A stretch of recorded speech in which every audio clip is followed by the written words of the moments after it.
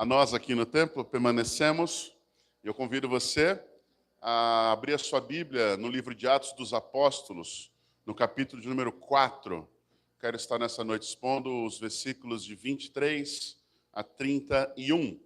Essa passagem, ela é bastante conhecida, ela é literalmente uma das primeiras do texto, e antes de nós a lermos de uma forma completa, eu gostaria de falar um pouco da história do livro de Atos, e aqui eu não quero, de forma nenhuma, ser meticuloso demais, eu quero fazer um panorama geral, para que você entenda onde nós estamos enquanto estamos lendo esse texto. A realidade é que Atos capítulo 1, ele vai literalmente narrar o último episódio do Senhor Jesus aqui na Terra. Ele já havia nascido, crescido, já havia cumprido com todo o seu ministério a partir dos 30 anos, já havia ensinado aos seus discípulos por aproximadamente 3 anos e meio, e diante disso, isso culmina com um momento, com o ápice do seu ministério, onde, de fato, ele é julgado de forma injusta pelos mestres da lei, os governantes da época. Ele é condenado de uma forma injusta, porque não havia qualquer crime que ele tivesse cometido, mas, importante dizer, ele não foi condenado por qualquer ideologia. Jesus não morre por qualquer valor, talvez humano, como nós temos ouvido hoje, de que Jesus era um homem perseguido por causa de política. Não há qualquer valor bíblico relacionado a isso. A vinda de Jesus tem um propósito específico de cumprir com todas as profecias do Antigo Testamento a respeito do que ele faria, de quem ele seria e de como isso terminaria de fato com a sua ressurreição. Mas para ele ressuscitar, ele teria que padecer. E esse julgamento injusto o leva a um momento de um sofrimento. Um sofrimento muito intenso. Sofrimento esse onde ele é flagelado, onde ele é açoitado, onde ele muito sofre no corpo, ele padece, ele tem grande dificuldade, sofrimento na carne, e dessa forma, ele... Obrigado, tinha aqui um besouro aqui, para quem não sabe, um pouco grande o besouro. O sofrimento do Senhor Jesus, ele é descomunal, nós não conseguimos medi-lo de forma precisa. Alguns estudos apontam que apenas o flagelo que ele havia sofrido era capaz de levá-lo à morte em alguns dias. Mas ele precisava ser, de fato, entregue naquele dia, como as profecias diziam, como aquilo que as Escrituras apontavam durante toda a narrativa do Antigo Testamento, que ele seria morto. E, de fato, naquela sexta-feira à tarde, o Senhor Jesus, crucificado, ele entrega o seu espírito ao Senhor e declama ou declara aquela frase que para nós faz muito sentido, onde ele afirma: está consumado. E ali, ele de fato entrega o seu espírito. Se tudo tivesse terminado ali, seria a maior frustração do mundo, porque o Salvador que viria morreu e acabou. Mas, de acordo com aquilo que as Escrituras apontavam, ao terceiro dia, depois de sepultado, o Senhor Jesus ressuscita. E a sua ressurreição não é uma ressurreição comum, porque o próprio texto do capítulo 1, a partir do verso 6, aponta que Jesus ele ressuscita em glória e poder, um corpo glorificado, onde ele de fato é vencedor sobre a morte não pôde detê-lo. E nós, enquanto cristãos, enquanto crentes, a mesma morte que não pôde detê-lo é a mesma que não deterá a nenhum de nós, se de fato somos filhos de Deus por meio de Jesus Cristo. Nosso corpo pode padecer, mas o nosso espírito ao Senhor pertence. E quando o Senhor Jesus rasgar os céus na sua volta, nós nos encontraremos nos ares com Ele, com novos corpos, glorificados, restaurados, onde não dói mais nada, onde o pecado não tem influência alguma e a morte não nos alcançará, para daí desfrutarmos com Ele para todo sempre. O fato é que quando Jesus, ainda que não voltou, e nós cantamos que Ele voltará, cremos nisso, mas a narrativa de Atos demonstra que quando Jesus sobe aos céus, 2 anjos colocam-se diante de todos aqueles discípulos que estão vendo isso e falam: esse mesmo Jesus que está subindo, ele voltará em glória e poder para buscar a sua igreja. Nós cremos em um Deus, nós cremos no Salvador ressurreto, vivo, glorioso e poderoso. Por isso, nós hoje não servimos a um Deus qualquer. Pelo contrário, Ele é o Senhor do Senhor, Ele é o Rei dos Reis. Ele é o Alfa e o Ômega, o princípio e o fim. E nós podemos e devemos nos alegrar nisso, porque Ele não mente e Ele não falha. Dessa forma, se confiamos e caminhamos com Ele, nossa esperança é segura. Nossa chegada também será. Nesse mundo nós podemos passar por muitas aflições, mas podemos ter bom ânimo, porque o Salvador venceu o mundo. Jesus sobe aos céus e promete que o seu Espírito será derramado. O capítulo 2 de Atos narra exatamente essa situação, onde o Espírito do Senhor é derramado sobre os crentes. E a manifestação do Espírito, ela não se dá com coisas que as pessoas não compreendam ou não tenham controle. De uma forma muito clara, o Espírito Santo derrama sobre aquele grupo de 120 cristãos uma capacidade de falar em idiomas de 17 povos que estão ali em Jerusalém.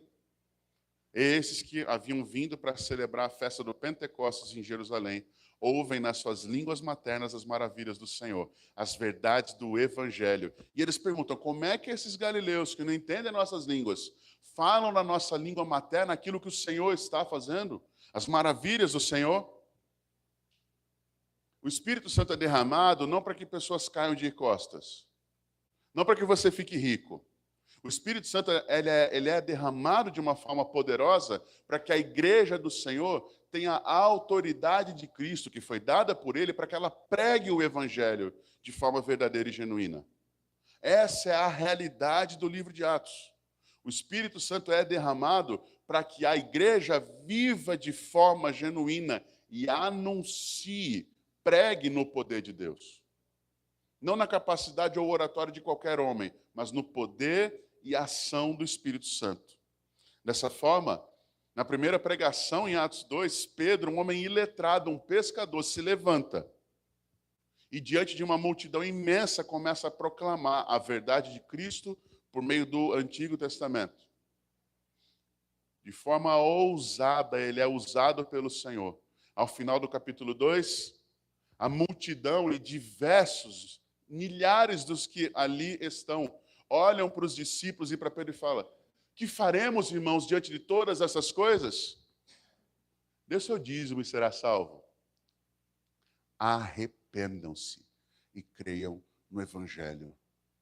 Convertam-se dos seus maus caminhos. Naquele dia, 3.000 pessoas entregam suas vidas a Cristo. Acho que a gente precisava viver um Atos 2, não o derramar, né, do Espírito, mas talvez a visão do entendimento, a necessidade de termos ousadia, de termos vida genuína com Deus e pregarmos o Evangelho de forma verdadeira. Se 10% disso acontecesse hoje, 300 pessoas se convertessem, a gente já estaria feliz, não estaria? Mas alguns já teriam com medo, nós vamos pôr esse povo aonde? Isso é outra coisa.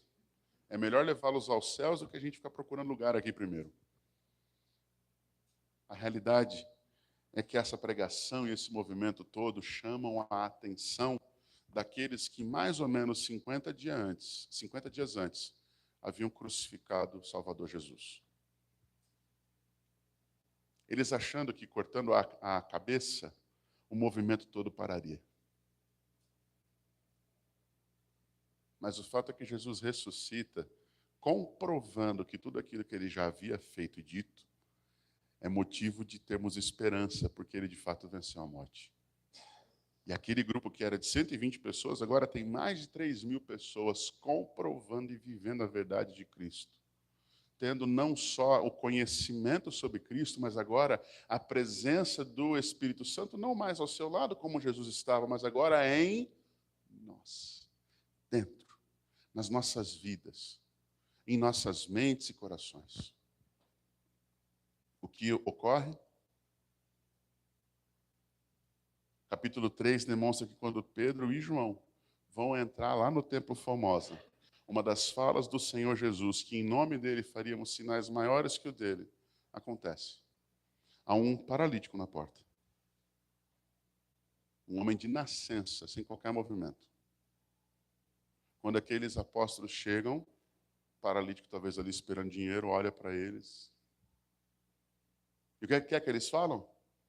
É a frase que talvez você e eu falaríamos hoje. Olha, dinheiro a gente não tem. Nós não temos prata nem ouro. Mas o que nós temos, lhe damos. Em nome de Jesus Cristo, Senhor. Levanta e anda. E acontece o quê? O paralítico se levanta e anda. Para espanto de todos os que estão ali. Um homem que era conhecido por ter nascido sem condições de andar, está em pé diante deles, glorificando a Deus. Sinais e maravilhas evidenciavam que aquilo que estava sendo pregado era verdade. O capítulo 4 vai começar exatamente mostrando que agora essa mensagem de fato, esse evangelho, esse movimento, de fato, são ameaças para todo o sistema judaico e para o governo romano. Pedro e João são presos exatamente porque curaram esse homem, porque estavam pregando a verdade do Senhor. E quando eles são presos, eles não são presos para serem acariciados ou elogiados, para fazerem entrevistas com eles. A fala dos homens, do Sinédrio, que é como uma casa de governo, uma câmara de vereadores ou de deputados, a fala deles para esses homens é: parem de pregar a Cristo, parem de falar do Evangelho, parem de fazer essas coisas. Se vocês não pararem, nós vamos prendê-los, e talvez com as mesmas ameaças. Olha o que aconteceu com o seu líder. Isso acontecerá com vocês. Uma das verdades mais importantes de Pedro e João diante desse sinédrio é que eles dizem o seguinte: a nós importa obedecer a Deus, e não aos homens. Nós não podemos ficar quietos diante daquilo que nós temos visto, daquilo que nós vivemos. E o testemunho desses homens continua. Saem de lá. Continuam na caminhada. Ao invés de fugirem, de se esconderem, o que eles fazem? Eles vão e voltam para a igreja, para aquele grupo que os aguardava. E ao chegarem lá, é exatamente nessa passagem que nós vamos entrar nesse momento. Convido você a acompanhar a leitura comigo, Atos 4, de 23 a 31, a palavra do Senhor diz assim: uma vez soltos, Pedro e João procuraram os irmãos. Eles contaram tudo que os principais sacerdotes e os anciãos lhes tinham falado. Ouvindo isso, unânimes levantaram a voz e disseram: tu, soberano Senhor, fizeste o céu, a terra e o mar e tudo que neles há. Disseste por meio do Espírito Santo, por boca de Davi, nosso pai, o teu servo, porque se enfureceram os gentios e os povos imaginaram coisas vãs. Os reis da terra se levantaram e as autoridades se juntaram contra o Senhor e contra o seu ungido. Porque, de fato, nessa cidade, Herodes e Pôncio Pilatos, com gentios e gente de Israel, se juntaram contra o teu santo servo Jesus, a quem ungiste, para fazerem tudo o que a tua mão e o teu propósito predeterminaram. Agora, Senhor, olha para as ameaças deles e concede aos teus servos que anunciem a tua palavra com toda ousadia, enquanto estendes a tua mão para fazer curas, sinais e prodígios, por meio do nome do teu santo servo Jesus. Tendo eles orado, tremeu o lugar onde eles estavam reunidos. Todos ficaram cheios do Espírito Santo e com ousadia anunciavam a palavra de Deus. Essa é a palavra do Senhor. Há uma grande ideia em todo o texto que eu prego, que nós ensinamos, que nós expomos. E a grande ideia desse texto está aqui na tela. Você e eu precisamos aprender a descansar no poder e na soberania de Deus. Porque são essas coisas, tanto o poder quanto a soberania, que dão à igreja ou a você a força necessária para suportar as oposições e para manter firme o compromisso de pregar o evangelho com ousadia. Nós precisamos aprender a descansar no poder e soberania de Deus. Nós cantamos que Deus é soberano, mas quando Ele realmente está conduzindo as coisas e as coisas não ocorrem como nós queremos, nós perguntamos por que Ele nos abandonou. mesmo as situações ou as condições difíceis, nas mãos do Senhor e na condução dele, elas também são meios pelos quais Deus está trabalhando os nossos corações. Mesmo aquilo que hoje talvez te traga dor ou cansaço, ou faça com que você talvez esteja sofrendo, mesmo isso, com a absoluta certeza de que o Senhor está conduzindo a sua vida, a igreja do Senhor, você pode confiar que Ele vai utilizar isso para a glória do seu nome e usar essa situação como meio do Evangelho ser pregado de forma verdadeira. A partir do verso 23, voltando lá para o texto, vamos para nós lá, por favor, Átila. Quando Pedro e João são soltos, eles voltam para a igreja e contam absolutamente tudo o que aconteceu. Tanto o grande milagre, a pregação, as conversões, e ao invés de aplausos e risos, guardas, perseguição, líderes, exatamente o oposto do que eles aguardavam. Quando você faz algo legal, né, num culto, quando você serve, você toca, você canta, você dá aulas, você faz algo, o que você gosta de ver quando você termina de fazer algo em prol do reino, evangeliza, discipula, é ter a sensação de que Deus aprova aquilo e que de fato alguém foi abençoado. Os apóstolos, ao final de uma cura que resultou em conversões, eles não têm isso. Críticas, dor, incerteza, solidão, ameaças, tanto físicas quanto liberdade, talvez psicológica, pressão. É importante que você e eu compreendamos que para um mundo que está no maligno, uma noite como essa, onde pessoas por livre e espontânea vontade se reúnem para falar de Deus e ouvir da palavra de Deus, para um mundo aí fora, aponta que nós somos, no mínimo, estranhos. Eu não vou utilizar os termos que eles usam por aí, mas alguns talvez afirmam que nós somos pessoas completamente manipuláveis por um homem que está interessado em tirar dinheiro do seu bolso. Essa é a realidade que muitas pessoas aí fora que não conhecem a Cristo estão pensando, talvez sobre nós mesmos. Amigos seus, tua família, talvez pense isso. Observe, talvez. Mas as pessoas que de fato sabem quem é Jesus, elas entendem que esse momento e esse lugar, nesse exato momento, são o melhor lugar que você poderia estar. A sua casa poderia ser confortável, mas ela não teria a voz do Senhor falando com você. Talvez você estaria se preparando para uma semana, o seu corpo estaria mais revigorado, mas se o seu vigor e a sua alma estiverem cansados e sobrecarregados, o descanso do Senhor se dá por meio do relacionamento com o Senhor e da palavra do Senhor. Nesse momento estamos fazendo isso. Reconhecer que há problemas e que há oposições é algo que você e eu precisamos aprender. Sem dúvida, Pedro e João foram presos por pregar o Evangelho. Pessoas nos julgam, talvez, ou nos avaliam, exatamente porque nós não temos um comportamento comum e, principalmente, proclamamos que pertencemos a Cristo. É necessário reconhecer que, para o mundo aí fora, nós somos, talvez, pessoas lunáticas, sem qualquer valor que deveria ser ouvido ou considerado. A igreja, diante de uma oposição como essa dentro do livro de Atos, ela não se acovarda. Ao contrário disso, ela se coloca numa condição, a partir do versículo de número 24, onde o texto afirma lá, ouvindo isso, eles de forma unânime, quer dizer, todos eles, sem ninguém ficar para trás, eles levantam as suas vozes e dizem, em outras traduções, clamam. A ideia aqui é uma oração, porque no final do versículo 31, no começo do 31, afirma que eles estão orando, tendo eles orado, e tudo isso faz parte dessa oração. Eles vão a Deus.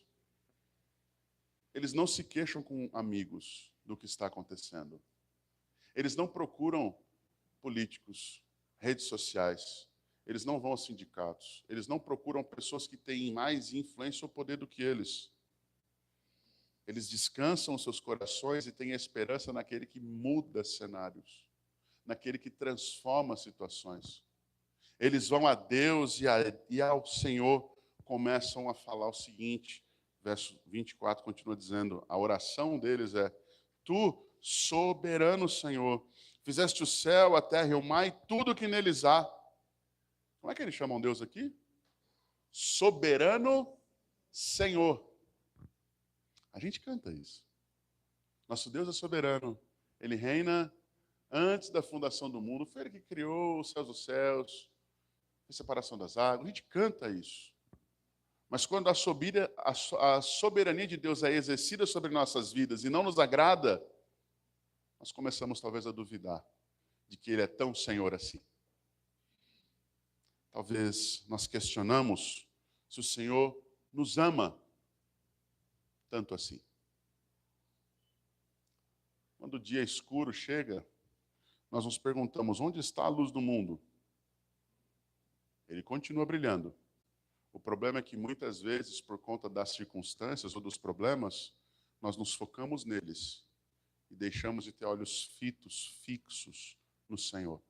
Com isso, a nossa esperança se vai. Nós começamos a cansar a nossa alma. Essa igreja não se acovarda. Esses irmãos, eles não questionam o porquê o problema chegou. Eles olham para o Senhor e dizem: Tu, Senhor, é o soberano Senhor que fizeste todas as coisas. Verso 25 afirma: Disseste por meio do Espírito Santo, por boca de Davi, nosso pai, teu servo, porque se enfureceram os gentios e os povos imaginaram coisas vãs, os reis da terra se levantaram e as autoridades se juntaram contra o Senhor e contra o seu ungido. Essa história de Davi falando aqui, o que está acontecendo nesse texto? Se você puder, abra sua Bíblia no Salmo de número 2. O que a igreja está orando é a palavra do Senhor. E a oração da igreja é uma lembrança a um texto que agora aqui ela mesma aponta que é um salmo davídico. Os dois primeiros versos são exatamente o texto que eu li dentro de Atos. Por isso, eu quero ler o finalzinho do verso 2 para continuar até o final do 4. Salmo 2, finalzinho do verso 2 até o versículo 4. Vou ler o 2 para pegar o contexto, vai. Os reis da terra se levantaram e as autoridades conspiram contra o Senhor e contra o seu ungido, dizendo: Vamos romper os seus laços e sacudir de nós as suas algemas. O que é que os reis da terra estão falando? Vamos rejeitar o governo dele. Vamos resisti-lo. Ele não terá condições. Vamos sacudir as algemas. Vamos andar por nossas próprias pernas. Nós temos condição de vencer o Senhor e o seu ungido. Ungido, Messias. Aquele que vem em nome do Senhor. Aquele que há pouco falamos hosana. Bendito é o que vem em nome do Senhor. Os reis da terra tentam se levantar. Os reis da terra prenderam, julgaram, crucificaram Jesus, sepultaram a Cristo, mas não puderam detê-lo. O mundo hoje nos julga, nos avalia e talvez nos impeça daqui a pouco tempo, até de estarmos juntos aqui. Para nós parece loucura falar que nós sofreremos perseguição no Brasil. É questão de tempo. E isso não tem nada a ver com política ou com quem está governando ou deixou de governar. Isso tem a ver com a palavra do Senhor que aponta que o mundo está nas mãos do maligno e que para que Cristo venha as coisas têm que acontecer. E uma delas é que, de fato, os cristãos, mais uma vez, venham a sofrer por causa do nome do Senhor. Se você acha que a vida é só vitória e só glória, pare de ouvir músicas que mentem a respeito da vida que nós temos e teremos. Observe o que as Escrituras afirmam. Creia nisso e caminhe com o Senhor. Os dias podem ser maus, mas eles não se sobrepõem ao Deus que é bom. As situações podem ser difíceis, mas elas não têm condição de vencer aquele que é muito maior do que o que está nesse mundo. Maior é o que está em nós, não é? Cremos nisso. Ainda no Salmo 2, como é que Deus reage a todas essas oposições que se levantam? Verso 4. Eu amo esse versículo. O texto afirma: aquele que habita nos céus dá risada. O Senhor zomba deles. Sabe o que Deus faz diante daqueles que se levantam? Quem são vocês? Que poder vocês têm? Eu sou o Senhor de tudo que há.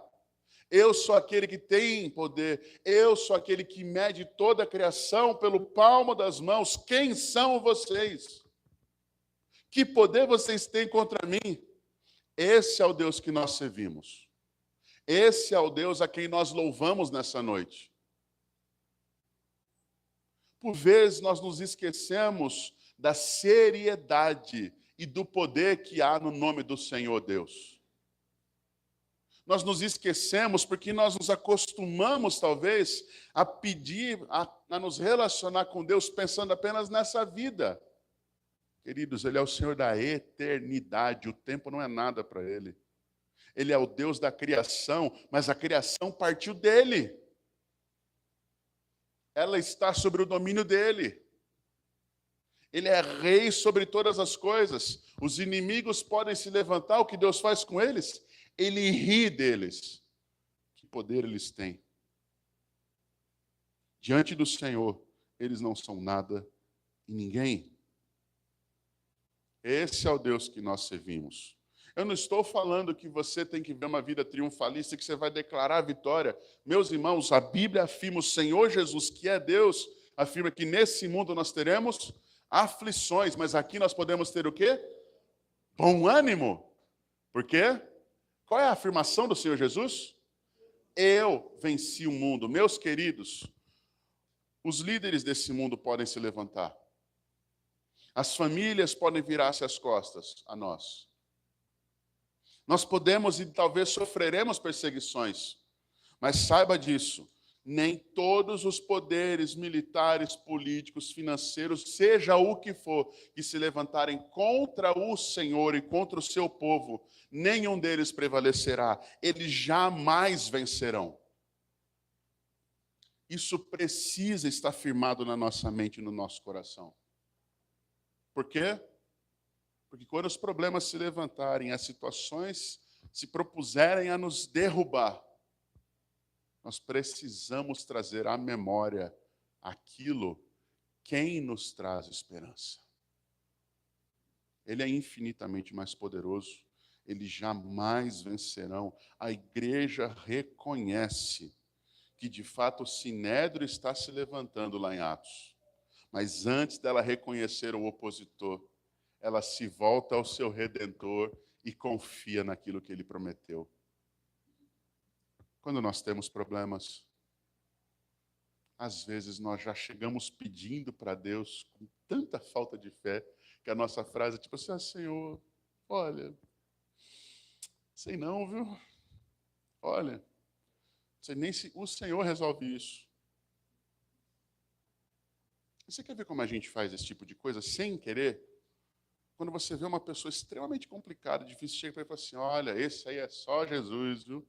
Mas esse só Jesus é tão sem esperança que parece que Jesus não é ninguém.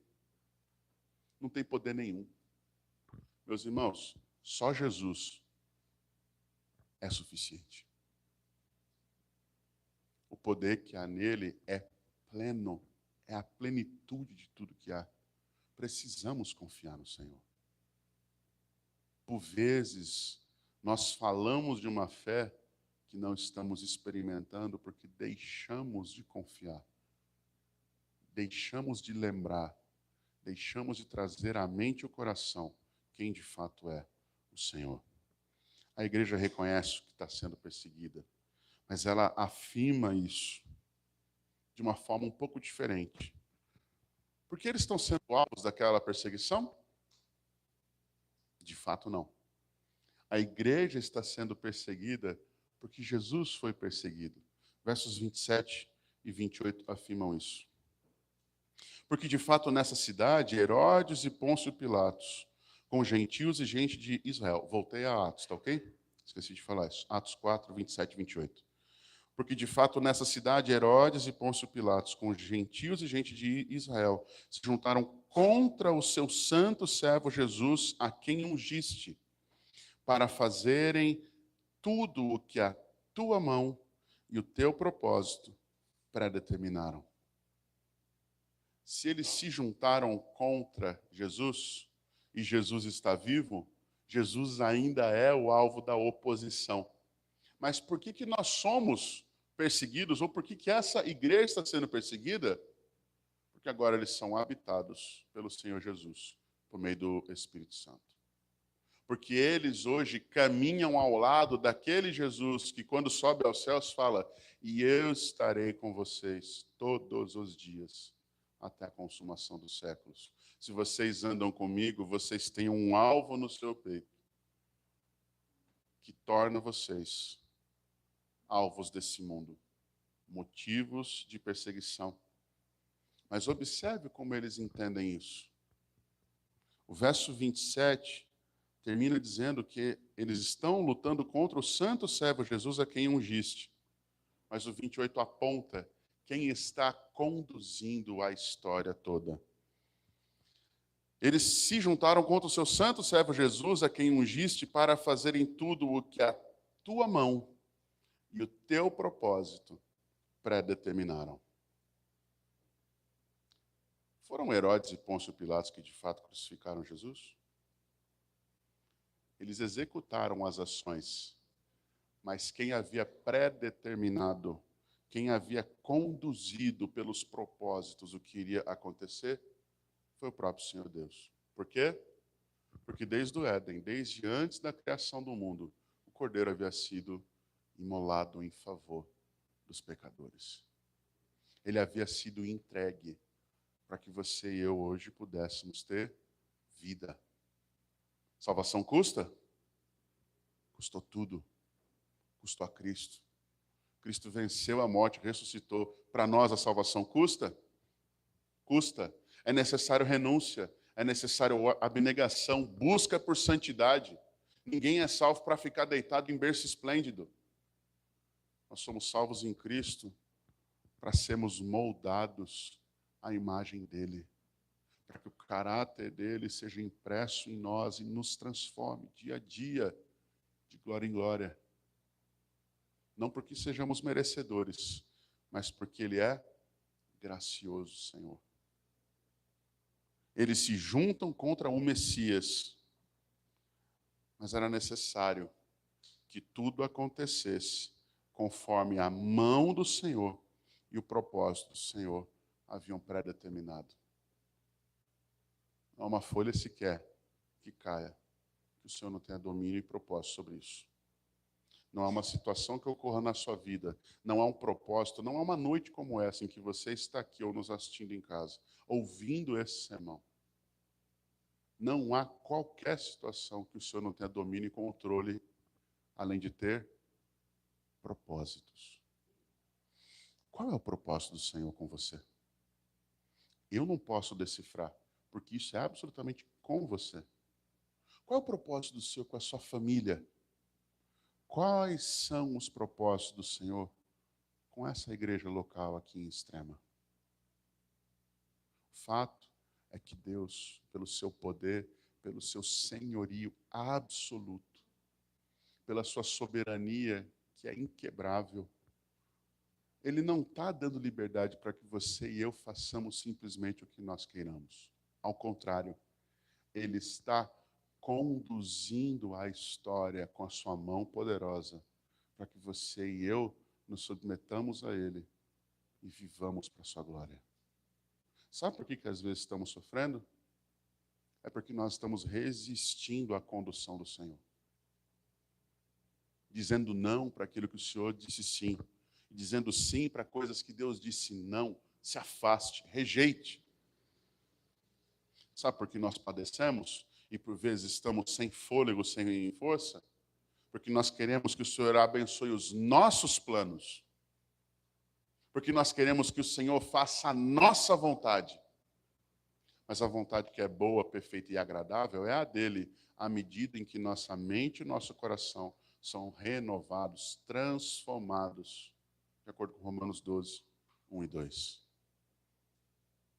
Qual é a situação de hoje? Como é possível ver os nossos líderes, por exemplo, você pegar a diretoria, o pastor aqui, os diáconos serem presos e vocês, a igreja, continuarem firmes?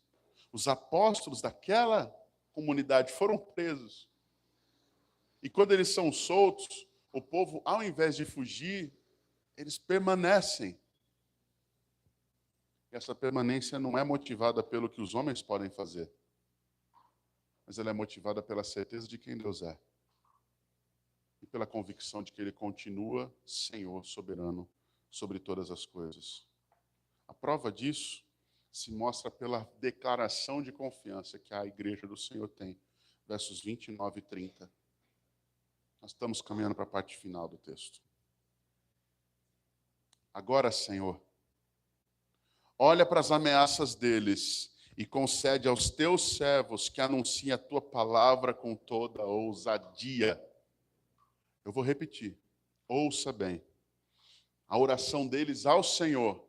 Agora, Senhor, olha para as ameaças deles e concede aos teus servos que anunciem a tua palavra com toda ousadia. Pedro e João pregaram, agiram de forma ousada, foram usados por Deus. Aconteceu o que com eles? Presos, perseguidos e jurados que na próxima eles vão sofrer como Cristo sofreu. A igreja não se acovarda, o que ela faz? Deus nos chamou a isso, o Senhor nos salvou para isso. É no poder do Espírito do Senhor que nós viveremos e faremos isso. Vamos proclamar o Evangelho no poder do Senhor. E quando eu falo poder, eu não estou falando de manipulação ou de coisas talvez visíveis, mas é com aquilo que você sabe que é o Espírito falando no seu íntimo. Que por vezes aquece você por dentro e não é uma sensação física. Às vezes incomoda. Porque é um chamado à renúncia. Um chamado, muitas vezes, à santidade, a abrir mão, a renunciar a pecados e condutas. É um chamado à obediência, a mudar a agenda, a transformar valores, a priorizar o reino acima de todas as coisas e a justiça do Senhor, sabendo que as demais coisas elas serão acrescentadas de acordo com a nossa necessidade, não dos nossos caprichos nem do nosso gosto. Deus, olha para as ameaças deles. Eles não pedem para que Deus extermine os inimigos. Eles não pedem para que aqueles homens sejam retirados das suas posições de poder. Eles pedem para que eles permaneçam com fé e resiliência, a ponto de serem ousados para serem usados pelo Senhor. Dê-nos ousadia. E a continuidade do texto é maravilhosa. Por quê? Porque dessa forma, eles ainda sabem que vivendo desse jeito, eles vão experimentar maravilhas do Senhor. Verso 30, final do 29. Para que os teus servos anunciem a tua palavra com toda a ousadia, enquanto estendes a tua mão para fazer curas, sinais e prodígios por meio do nome do teu santo servo Jesus. À medida em que uma igreja ou que um povo santo caminha sobre a terra, as evidências da presença do Senhor estarão ali. Quando eu falo isso, eu não estou dizendo que nós vamos montar uma campanha aqui, tá, de milagres. Sexta tarde é sexta do milagre. Vem aqui que o seu milagre urgente virá. Sua cura, sua transformação. Aprenda uma coisa. Ninguém manipula a agenda do Senhor. Não se marca horário para Deus fazer sinais e maravilhas. Ele faz porque Ele é o Senhor. Nós somos os seus servos. Se Ele quiser, nesse momento, Ele pode fazer um milagre, um sinal, uma maravilha no nosso meio, para louvor e glória do nome dEle, dentro dos propósitos dEle. Se Ele não quiser, se não for esse o tempo, se não for essa a condição, não vai acontecer, por mais que a gente peça ou queira. Por quê? Porque Ele é soberano. Ele conhece a história. Ele enxerga além da curva. Ele consegue compreender quais são os caminhos que tem pela frente que você e eu não vemos. Que história é essa de curva aí, pastor? Eu vou tentar ilustrar. Quem já foi para a praia descendo pela Imigrantes? Pista boa? Bastante reta? O que mais tem lá? Quando você está descendo por ali, existem momentos que você entra na curva e você fala assim, gente, essa curva não acaba. Você não consegue enxergar se naqueles próximos 200 metros da curva ainda vai haver um carro atravessado, um animal ali, uma pedra que rolou. Você não sabe. A nossa vida é exatamente assim. Sabe por quê? Porque nós estamos fazendo a curva. Mas onde o Senhor está? O seu alto e sublime trono, enxergando a estrada toda que Ele fez. E aonde Ele também está conosco, nos guardando, nos protegendo e nos guiando. Entende agora a ideia dele enxergar além da curva? A gente não sabe nem como é que vai ser o fim do culto aqui hoje. Eu estou programado a terminar o culto vivo, eu espero, tá? Só para deixar avisado, mas eu não posso garantir. Você pode garantir que chega vivo no fim do culto? Eu espero que todo mundo chegue, tá? Só para deixar avisado. Mas ninguém pode. Amanhã, planos do fim do ano. Daqui a 15 anos eu quero estar em tal lugar, ter tal coisa, ser desse jeito. Meus irmãos, quem somos nós para planejar tanto? Sabe o que nós devemos fazer? Como o Tiago ensina, se o Senhor quiser, se o Senhor nos levar, se o Senhor permitir, faremos, compraremos, teremos, seremos. Mas antes de tudo isso, nós somos chamados a confiar no Senhor. Mesmo quando aquele milagre que nós pedimos ou a cura que nós tanto precisamos não vem. Mesmo quando Deus diz não para um trabalho que iria mudar toda a nossa situação de família e finanças. Mesmo quando Deus diz faça, perdoe, mesmo sem que as pessoas mereçam aquilo que eu tenho que fazer ou o perdão que eu devo lhes dar. O problema é que talvez você e eu tenhamos tantos medos e tanto desconhecimento sobre Deus, que quando Deus é claro sobre uma ordem, sobre algo que nós devemos fazer, nós não conseguimos reagir, porque temos medo do que vem e porque desconhecemos o caráter dele. E é por isso que é necessário identificar, se em nós há desafios pessoais a respeito da fé. Para alguns, um não, uma frustração, são maneiras, são meios de a gente continuar. A gente entristece, mas prossegue. Para outros, são como uma porta fechada, uma chave jogada fora, o fim da linha, a causa de toda a frustração. Por isso, é necessário que você e eu busquemos o Senhor de uma forma genuína, a ponto de conhecê-lo. Não só de ouvir falar, mas caminhar com Ele e confiar nele. A igreja do Senhor em Atos, ela vem vivendo uma experiência de conhecimento íntimo com o Senhor. Por isso eles confiam.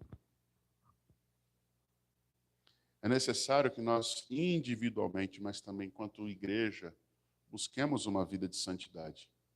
Sabe por quê? Porque sem santidade ninguém verá o Senhor. Quem diz isso? O próprio Senhor, no livro de Hebreus. Nós queremos que o Senhor nos derrame as bênçãos. Nós queremos que Deus faça coisas visíveis que nos alegrem. Mas poucas vezes estamos dispostos a abrir mão dos vícios, dos pecados ocultos, daqueles que ninguém sabe, mas que Deus conhece e que ainda estão sendo cultivados e enraizados no seu coração. E é importante que você e eu compreendamos que se o Evangelho não nos transformou ainda, a culpa não é dele. É nossa.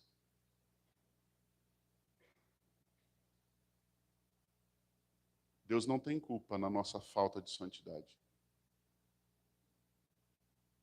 Nós temos. Ele continua nos chamando a uma vida santa. a uma vida onde Ele é a prioridade e o maior amor. Mas muitos de nós ainda continuam arrumando desculpas. E você e eu somos tentados todos os dias a pedir que Deus transforme quem está ao meu lado, enquanto eu não quero ser transformado, mas eu quero ser saciado. Isso ocorre nos relacionamentos, isso ocorre na vida familiar, isso ocorre na vida cristã. Nós pedimos que o outro mude, que Deus mude o outro, mas não oramos para que Deus mude-nos o coração, para vivermos um com o outro. Testemunhar do Evangelho, irmãos, é muito mais do que a gente frequentar a igreja.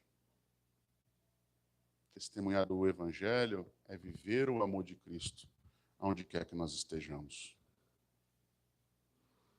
É ser de Cristo, quando tudo à nossa volta diz para não sermos. É priorizarmos e amarmos o Senhor em toda e qualquer situação, acima de nós mesmos, dos nossos gostos e dos nossos caprichos. Senhor, dá-nos ousadia para pregar do Evangelho, enquanto eu não consigo sair do sofá. Senhor, dá-me ousadia para pregar do teu Evangelho, enquanto eu não gosto do fulano de tal, porque ele não olhou para mim, não me cumprimentou, ou fez tal coisa para mim, eu não consigo perdoá-lo. Senhor, dá-nos ousadia enquanto igreja para que cresçamos sem santidade individual. Não haverá uma comunidade santa diante do Senhor. Sabe o que ocorre quando a gente ora a Deus? Ele ouve as nossas orações. E sabe o que Ele faz com as nossas orações? Ele responde. O último versículo desse texto, 31, afirma o seguinte: tendo eles orado, aconteceu o quê? O lugar tremeu. Todos ficaram cheios do Espírito Santo. E com ousadia eles faziam o quê? Anunciavam, proclamaram, pregaram a palavra. Eles não saíram declarando vitória, pondo o pé no chão e declarando que aquilo lá agora é deles. Não foram coisas materiais, eles saíram dando de si mesmo. Mas aconteceu o quê? Eles oraram e o lugar tremeu. Se essa igreja tremer, quem vai sair correndo comigo daqui? Eu já falei isso aqui, mas eu vou falar. Eu tinha um professor no seminário que ele falava algo muito interessante para nós. Nós temos que crer que o Senhor nos deu capacidade e poder no Espírito para que sinais maravilhosos venham acontecer. Por isso, todas as vezes que você for pregar em um velório, ore para que Deus ressuscite aquela pessoa para a glória do nome dele. O professor de teologia normalmente não bate bem da cabeça, mas esse é muito crente. Imagina só, nós estamos no culto fúnebre, a família triste, todo mundo ali, os amigos, a igreja triste. Um irmão querido, uma situação assim. Eu ou qualquer outro irmão põe a mão no caixão e fala assim: Senhor, para a glória do seu nome, ressuscita o irmão fulano de tal. E o irmão ressuscita. Quem vai tirar o homem do caixão? Ele vai ter que dar um jeito de sair sozinho, porque provavelmente eu não vou estar perto dele. Nós, às vezes, pedimos a Deus que Ele faça os milagres. E quando Ele faz, nós duvidamos que o milagre aconteceu. Nós oramos e pedimos a Deus: Senhor, muda o coração do fulano de tal. Porque ele fez isso, fez isso, fez isso, fez isso, fez isso. E quando essa pessoa vem arrependida e nos pede perdão, a gente fala assim: eu duvido. Não é não. Eu duvido, não é não. Isso daí é mais uma armação. Conhece gente assim? Não dá nome não, senão a gente ora. Qual é a grande realidade? Quando Deus responde às orações, por vezes nós duvidamos. Nós pedimos a Deus que nos abençoe. Nós pedimos ao Senhor que nós possamos conhecê-lo mais. Deus abre as oportunidades e os meios para que o conheçamos mais e a gente não muda a nossa vida, a nossa agenda, a gente não se encaixa naquilo. A gente pede ao Senhor que Ele nos conduza, que Ele se apresente, que Ele realmente conduza as nossas vidas e nos dê sabedoria. E quando Ele começa a nos conduzir no que devemos fazer, aparece algo novo, diferente. Você acho que isso aqui é melhor. Ah, não, Senhor, olha, é muito difícil. Eu vou daqui mesmo. Há algo que Deus não possa fazer? Há algum cenário que Deus não possa resolver? Há alguma condição, oposição que possa se levantar e vencer o Senhor? Por que você e eu, então, temos tanta dificuldade em confiar, em aguardar e em nos colocarmos à disposição do Senhor, para que não apenas através dos outros, mas também através de nós, de mim individualmente, as situações sejam transformadas, meu coração seja transformado. É difícil aos nossos olhos? Não há nada difícil demais ao Senhor. Nós podemos e devemos confiar nele. A igreja pede ao Senhor, o lugar treme. Senhor, dá-nos ousadia para pregar o teu evangelho. O lugar treme. Todos os que estão orando são cheios do Espírito Santo. E eles com ousadia saem anunciando a palavra de Deus. Uma das coisas mais maravilhosas desse texto é observar a sequência seguinte, a qual eu não vou pregar nessa noite, porque o nosso tempo já está acabando. Mas a sequência seguinte do livro de Atos, ela tornou-se música, ela tornou-se canção desejada por tantos, porque ela afirma que como resultado de tudo isso, da multidão dos que creram, era só um, o coração e a alma. Ninguém considerava exclusivamente sua, nenhuma das coisas que possuía, tudo, porém, lhes era comum. Com grande poder, os apóstolos davam testemunho da ressurreição do Senhor Jesus, e em todos eles havia abundante graça. Não havia nenhum necessitado entre eles, porque os que possuíam terras ou casas, vendendo-as, traziam os valores correspondentes e os depositavam aos pés dos apóstolos. E então se distribuía conforme a necessidade de cada um. O que acontece com o povo quando se coloca diante do Senhor, a bênção do Senhor vem. E eu não estou falando de prosperidade financeira. Talvez muitos que estão aqui nessa noite estão desconectados das suas igrejas locais ou até daqui mesmo, reclamando porque aqui não tem aquilo que você deseja. Talvez aqui se tenha o que Deus está fazendo, mas você se desconectou e olhou para o seu próprio coração. Há muitas pessoas que nesse exato momento estão procurando locais onde ela se encaixa. Nós não nos encaixamos em locais. Nós nos moldamos ao Mestre e o servimos onde Ele nos põe. É necessário que compreendamos, muitas vezes, as oposições que se levantam no nosso meio são nossas próprias culpas. Por quê? Porque nós simplesmente estamos nos desviando do Senhor e deixamos de ouvir a sua voz. Individualmente, como famílias, como igreja do Senhor. Nós já temos muitas lutas para viver do mundo contra o povo de Deus. Nós não precisamos colaborar com o trabalho deles, criando falta de unidade ou problemas entre nós. Por quê? Maior é o que está em nós do que o que está no mundo. Aquilo que nos une, o Cristo que nos une, é infinitamente maior do que qualquer oposição ou perseguição que possa se levantar dentro da igreja ou fora dela para nos destruir. Confie no Senhor. Creia no Senhor. Tenha absoluta certeza de que você e eu, grande ideia de novo aqui para mim, Átila, por favor, nós precisamos aprender a descansar no poder e soberania de Deus. Nós precisamos aprender, porque é exatamente nesse ato que nós temos condição, a força necessária para suportar as oposições e para manter firme o compromisso de pregar o Evangelho com ousadia. Quero convidar você a orar comigo nesse momento. Senhor Deus, nesse tempo em que nós estamos sendo ministrados pelo Senhor, nós temos a alegria, ó Deus, mas ao mesmo tempo também o dever de reagir àquilo que o Senhor ministrou sobre nós. Ouvimos, podemos sentir, podemos, olhando pela própria palavra, saber se essa palavra é do Senhor ou não, mas não há como nós ouvimos tudo isso e permanecemos os mesmos. Tenha misericórdia de nós, Senhor, nesse tempo. Se ainda há algum tipo de orgulho ou vaidade, ou talvez o pensamento de que outro precisa de transformação e não eu. Outro precisa confiar e não eu.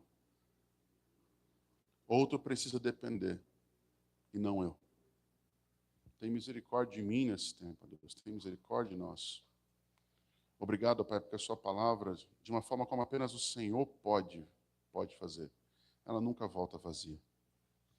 E no poder do teu Espírito, que é o próprio Senhor, é o teu poder, nós confiamos, Pai, que o Senhor nessa noite apontou caminhos.